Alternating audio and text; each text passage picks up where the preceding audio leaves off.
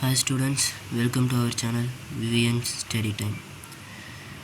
12th Mathematics 4th chapter example 4.2 and example 4.3 இந்த வீடியோவில் பார்க்க போகிறோம். Example 4.2 பார்க்கலாம். Find the principal value of sin inverse of 2 if it exists.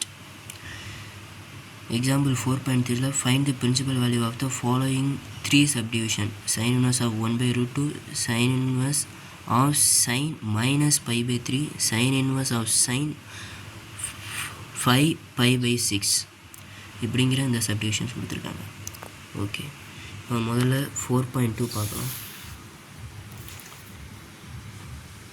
Example 4.2 நம்ம கொடுத்துருக்கிற வேல்யூ வந்து sin inverse of 2. நம்ம என்ன கண்டுபிடிக்க சொல்லியிருக்காங்கன்னா பிரின்சிபல் வேல்யூ அது இந்த கொடுத்துருக்கிற லிமிட்குள்ளே எக்ஸிஸ்டாக இருந்தால் நமக்கு தெரியும் sin inverse of x equal to y இந்த ஃபார்மேட்டில் தான் அது இருக்கும் எப்போயுமே.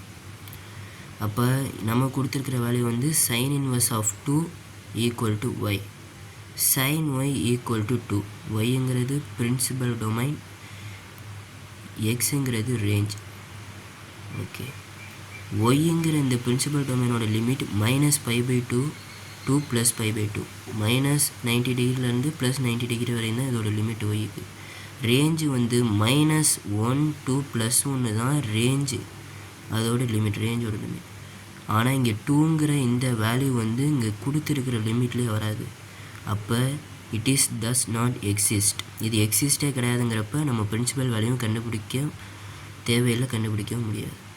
ஓகே, அப்போ sin inverse of 2 does not existன்னு சொல்லி முடிக்கலாம். எக்ஸாம்பிள் 4.3 பார்ப்போம். ஃபர்ஸ்ட் சப்டிவிஷன் பார்ப்போம். sin inverse of x equal to y நம்ம பேசிக் ஃபார்முலா எழுதிக்குவோம். இங்கே நமக்கு கொடுத்துருக்கிற வேல்யூ வந்து sin inverse of 1 by root 2. sin inverse of 1 by root 2வை yங்கிற ஃபார்மேட்டில் எழுதிக்கிறோம். அப்போ sin y equal to 1 by root 2. நல்லா யோசிச்சுக்கோங்க, சைன் வந்து இந்த இருக்கிற இந்த ஒய்ங்கிற இடத்துல வந்து 5/4 அப்படிங்கிற ரேடியன் 45 டிகிரி இருந்திருந்தால் தான் இங்கே வந்து 1/√2ங்கிறது வந்திருக்கும். ஓகே, அப்போ வந்து ஒய்யோட வேல்யூ வந்து 5/4. இந்த 5/4ங்கிறது ஒய்யோட அந்த பிரின்சிபல் டொமைன், அந்த டொமைனோட லிமிட்டுக்கு உள்ளே தான் இருக்குது. 45 டிகிரிங்கிறது மைனஸ் 90 டிகிரிலையும் ப்ளஸ் 90 டிகிரிக்குள்ளேயும் தான் இருக்கிறது 45 டிகிரி. அப்போ இது எக்ஸிஸ்ட், இது ஒரு பிரின்சிபல் வேல்யூ 5/4.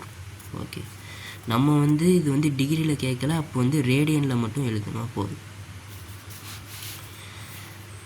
ஓகே, நெக்ஸ்ட்டு வந்து sin inverse of sin minus pi by 3 as usual ஃபார்மேட்டில் எழுதிக்கிறோம். இப்போ வந்து உங்களுக்கு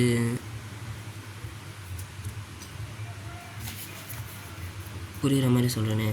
இப்போ வந்து எக்ஸ் இன்ட் எக்ஸ் இன்வெர்ஸ் அப்படிங்கிற வந்து ஒரு எக்ஸ் பவர் -1ங்கிறது இருக்குது. மல்டிபிளில் பேஸ் சேமாக இருக்கும்போது பவரை ஆட் பண்ணிக்கலாம் மல்டிபிளில் இருக்கும்போது.